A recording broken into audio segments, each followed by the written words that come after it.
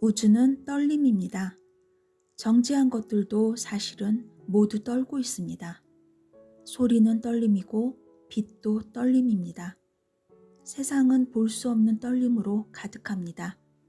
인간은 울림입니다. 1. 모두 같으면서 모두 다르다.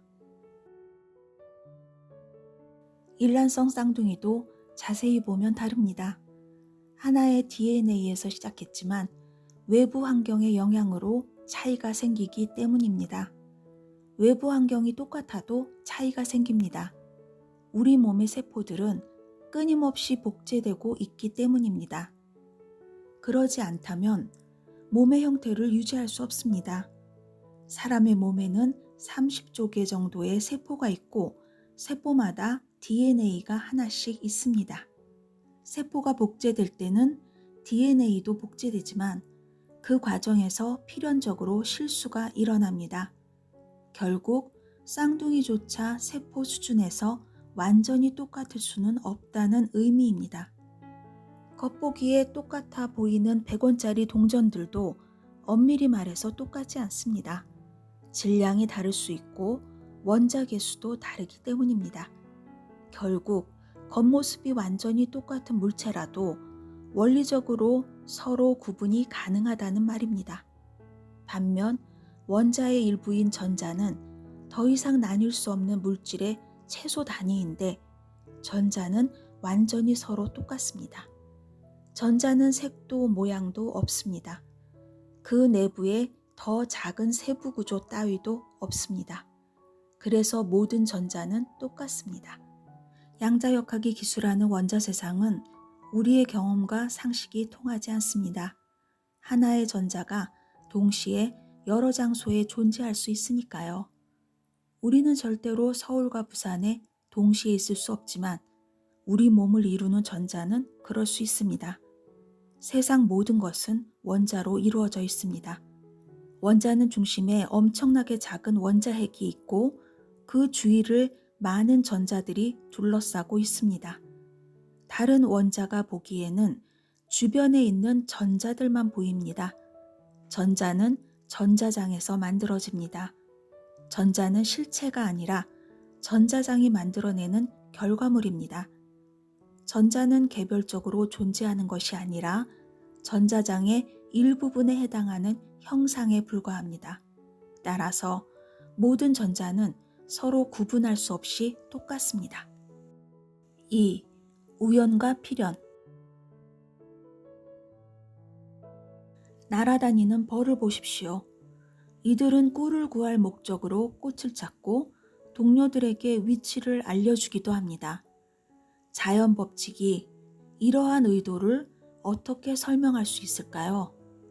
자연의 의도가 있다는 생각은 근대 과학의 기본 태도와 정면으로 배치됩니다. 우주에 의도가 있다고 하면 모든 과학적 난제가 일거에 해결됩니다. 우주는 왜 생겨났나? 신의 의도 때문이다. 인간은 왜 존재하나? 신이 원해서이다.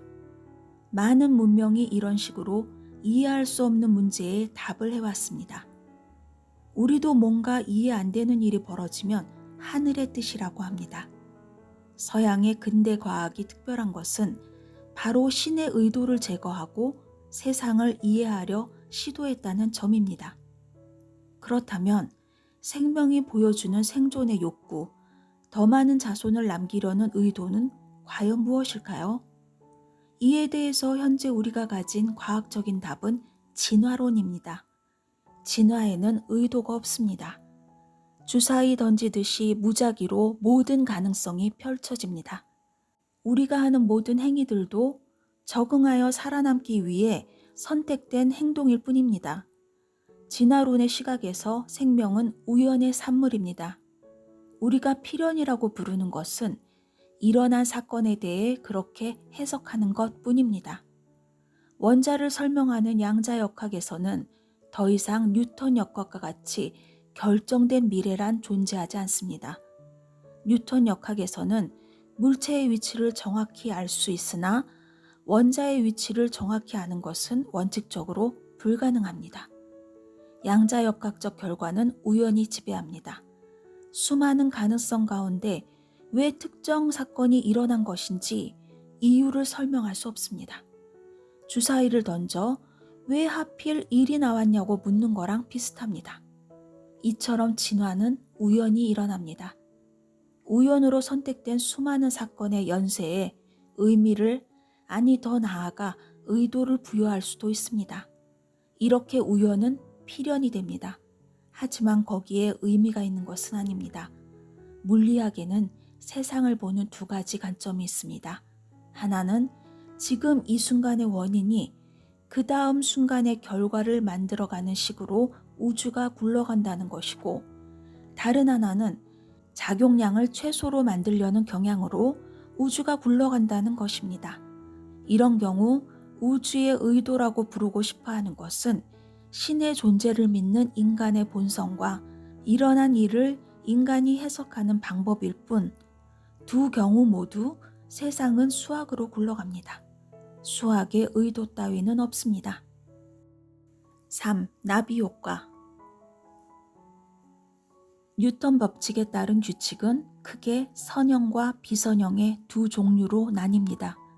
선형의 경우 규칙이 단순하여 미래 예측이 쉽습니다. 한 번에 1m씩 움직이는 사람은 100번이 지나면 100m 위치에 있을 것입니다. 하지만 비선형의 경우는 다릅니다. 숫자가 규칙성 없이 무작위로 나오기 때문에 100번째까지 차례대로 일일이 계산해 보기 전에 100번째 위치를 아는 것은 불가능합니다. 그것은 카오스가 일어나기 때문입니다. 카오스는 말 그대로 예측하기 힘든 복잡한 운동을 말합니다. 100번째 위치는 분명 결정되어 있는데 예측하는 것이 불가능합니다. 정해져 있는데 알 수 없다는 것이 무슨 말일까요? 우리는 종종 동전 던지기로 운명을 결정합니다. 앞면이 나올지 뒷면이 나올지 모르기 때문입니다. 동전이 손을 떠나는 순간 결과는 정해집니다. 이것은 뉴턴 역학의 결정론입니다. 그런데 왜 결과를 모를까요? 중력하에서 날아가는 물체의 운동에 불과한데 말입니다. 법칙이 있다고 해서 결과를 언제나 예측할 수 있는 것은 아닙니다. 선형의 경우는 예측 가능하지만 비선형은 그렇지 않습니다. 비선형이라고 모두 카오스는 아니지만 선형에서는 절대 카오스가 나올 수 없습니다. 자연의 운동은 대부분 비선형입니다. 대부분의 운동을 비선형이라고 표현하는 것은 선형 중심의 생각입니다. 마치 모든 동물을 비인간이라고 부르는 것과 같습니다. 카오스에서는 왜 정해진 미래를 예측하는 것이 불가능할까요? 동전을 던질 때 앞면인지 뒷면인지를 예측하려면 동전이 손을 떠나는 순간 동전의 초기 조건을 알아야 합니다. 동전의 위치, 속도, 동전이 기울어진 각도 등이 그것입니다. 나비 효과라는 시간여행을 다룬 영화에서 주인공은 원하는 미래를 만들기 위해 자꾸 과거로 돌아갑니다. 과거를 조금 바꾸면 미래가 원하는 대로 되리라는 희망 때문입니다. 하지만 상황은 언제나 예기치 못한 파국으로 치닫습니다. 초기 조건에 민감한 물리계는 예측이 불가능하기 때문입니다. 4. 양자역학 태어나다. 보는 것은 믿는 것이다 라는 서양 속담이 있습니다. 보는 것은 인간에게 가장 중요한 감각이기 때문입니다. 본다는 것은 무엇일까요? 눈앞에 스마트폰이 보인다고 했을 때 이것은 무슨 뜻일까요? 우선 빛이 스마트폰에 맞아 튕겨 나옵니다. 튕겨 나온 빛은 사방으로 흩어지는데 그 일부가 우리 눈에 도달합니다. 수정체를 통과하며 굴절된 빛은 망막의 스마트폰의 상을 맺습니다. 망막에 있는 세포는 빛을 감지하여 전기 신호를 발생시키고 이것이 뇌로 이동하면 우리가 보았다고 생각합니다. 우리가 본 것은 본 것과 같은 것일까요? 우리 뇌에 떠오른 심상은 물체와 같은 모습일까요? 과학의 역사는 당연하다고 생각하는 것을 의심하는 데에서 시작했습니다. 물리학자들은 바이러스보다 훨씬 작은 원자를 연구했습니다.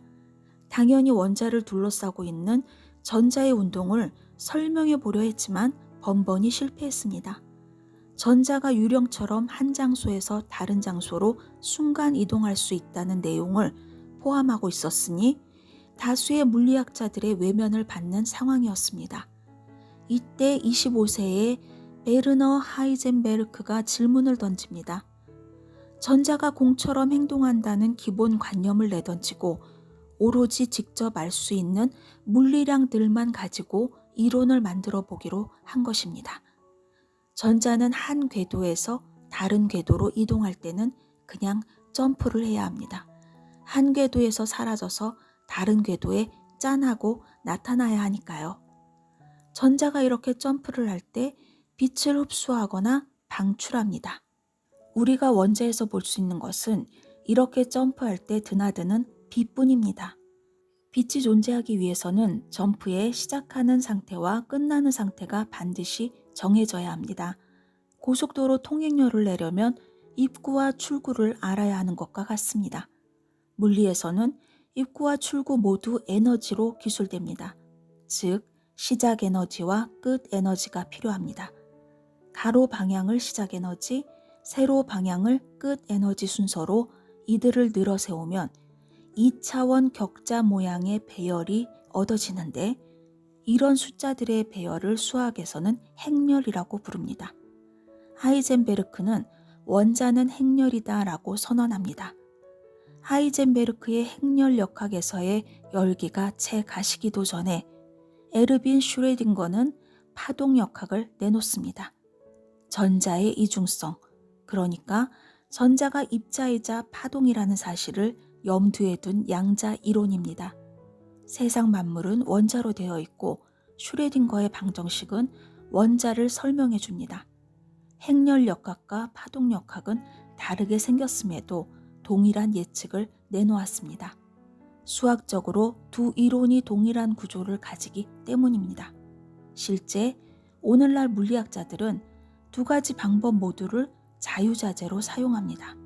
스마트폰에 빛이 부딪히고 튕겨나올 때 스마트폰은 그 충격으로 움직이지 않지만 전자는 무지하게 작기 때문에 빛과의 충돌로 휘청거리고 원래의 위치에서 벗어납니다. 전자에 빛이 닿을 때마다 움직인다면 우리는 전자의 현재 위치를 결코 알 수 없습니다. 하지만 지금 이 순간 전자는 어느 위치엔가 분명히 존재할 것입니다. 원자의 세상에서 우리는 대상에 대해 모든 것을 완벽히 알아낼 수 없습니다. 현재의 정확한 위치를 알 수 없다면 나중에 정확한 위치를 예측하는 것도 불가능합니다. 그렇다면 양자역학은 무엇을 예측하는 것일까요? 전자가 제멋대로 행동하는 것 같지만 결과를 모아보면 슈레딩거 방정식이 예측하는 확률 분포와 완벽하게 일치합니다. 매번 무작위로 숫자가 나오지만 모아보면 강면이 나올 확률은 정확히 6분의 1인 주사위 던지기를 생각해보면 이해하기 쉽습니다. 리처드 파인머는 이 세상의 양자역학을 정확히 이해하는 사람은 단 한 명도 없다라고 단언했습니다. 5. 인간이라는 경이로움. 손가락을 자세히 보면 지문이 보입니다. 현미경으로 보면 울퉁불퉁한 피부 표면이 보일 텐데 좀 더 확대해 보면 세포가 보입니다. 우리 몸은 세포들의 모임입니다. 더 확대해 보면 세포를 이루는 세포의 소포체 미토콘드리아 같은 소기관들이 보입니다. 세포의 내부를 보면 유전 정보가 담긴 DNA가 보입니다. DNA는 공 모양처럼 뭉쳐 있지만 이것을 펴서 확대하면 탄소, 산소 같은 원자들이 보입니다. 손가락에서 여기까지 오려면 100억 배 정도 확대해야 합니다. 원자를 확대해 보면 원자핵과 그 주위를 도는 전자가 보이고 원자핵을 확대해 보면 양성자와 중성자가 보이고 이들을 더 확대하면 쿼크가 보입니다. 물리학자는 모든 물질을 이루는 궁극의 단위와 이들을 기술하는 법칙을 찾으려고 합니다. 19세기 화학자들은 원자를 더 이상 쪼개어질 수 없는 물질의 최소 단위라고 정의했지만 20세기가 시작되자 원자의 세부 구조가 있다는 사실이 알려집니다. 원자의 세부 구조를 기술하는 양자역학이 완성되자 원자들이 왜 그런 화학적 특성을 갖는지 이해됩니다. 우리의 몸은 원자로 되어 있습니다. 우리 몸을 이루는 원자는 주로 탄소, 수소, 산소, 질소의 4종류입니다. 양자역학은 이들 원자를 완벽하게 기술하지만 아무리 원자 각각을 들여다본들 소화불량이 무엇인지 알아낼 방법은 없습니다. 위장이 원자들의 집합인 것은 맞지만 위장의 기능이나 성질을 원자로부터 이끌어내는 것은 불가능하기 때문입니다. 사람은 복잡합니다. 지구상의 생명체는 포도당이라는 탄소화합물을 산소와 결합시켜 에너지를 얻습니다. 부산물로 이산화탄소가 나옵니다. 인간의 경우 호흡이 그 과정입니다. 우리는 산소를 들이마시고 이산화탄소를 내뱉습니다. 숨을 쉬지 않으면 에너지를 얻을 수 없으므로 바로 죽습니다. 우리가 포도당을 보면 환장하는 이유이기도 합니다. 포도당은 사탕처럼 단맛이 나는 것들입니다. 인간과 같은 동물은 포도당을 합성하지 못합니다. 그것은 식물의 몫입니다. 식물은 광합성이라는 화학 과정을 통해 이산화탄소를 분해하여 당으로 재조립합니다. 광합성이야말로 지구상의 모든 생명을 지탱하는 화학 반응입니다. 포도당이 산소와 결합하며 에너지를 내놓는다는 것은 거꾸로 포도당을 만들 때 에너지가 필요하다는 말입니다. 에너지 보존 법칙 때문입니다. 식물이 에너지를 창조해내는 것은 아니고 태양에서 그 에너지를 얻습니다. 정확히는 태양빛으로 물을 분해하여 얻은 수소를 이용하는데 산소는 부산물로 그냥 내다버립니다. 결국 동물은 포도당과 산소 모두를 식물에게서 얻는 셈입니다. 이런 체계가 자연에 일단 만들어지면 그 다음부터는 스스로 굴러가며 자신의 체계를 유지할 수 있습니다. 하지만 시간이 지나면 오류가 조금씩 발생하고 구조에 결함이 생길 것입니다. 결국 작동을 중단하게 될 텐데 쉽게 말해서 죽는다는 말입니다. 이 구조를 영원히 유지하는 최선의 방법은 자신을 무수히 복제하는 것입니다. 그러려면 자신의 구조에 대한 정보를 어딘가에 저장하고 그 정보로부터 구조를 만들어낼 수 있어야 합니다. 지구상의 생명체에서 이런 역할을 하는 것이 바로 유전자입니다. 유전자도 물론 원자로 되어 있습니다. 지구상의 거의 모든 생명체는 동일한 구조의 유전자에 같은 방식으로 정보를 저장하고 이용합니다. 이것이 우연일 리 없습니다. 따라서 모든 생명체는 단 하나의 생명체로부터 분화한 것입니다. 진화는 놀랍지 않습니다.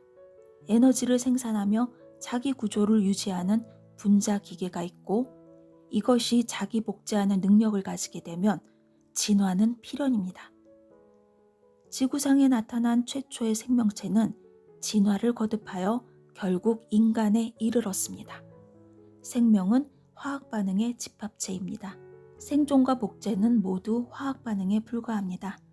그런 화학 반응들이 어떻게 한데 모여 집합을 이루었는지는 미스터리입니다. 하지만 개별 화학 반응은 원자들이 일상적으로 보여주는 결합과 분열에 불과합니다. 생명체는 정교한 분자 화학 기계에 불과합니다. 초기에 어떤 조건이 주어졌는지는 우연입니다. 하루가 24시간이거나 1년이 365일인 것은 우연입니다. 지구가 태양 주위를 도는 것은 기쁜 일도 슬픈 일도 아닙니다.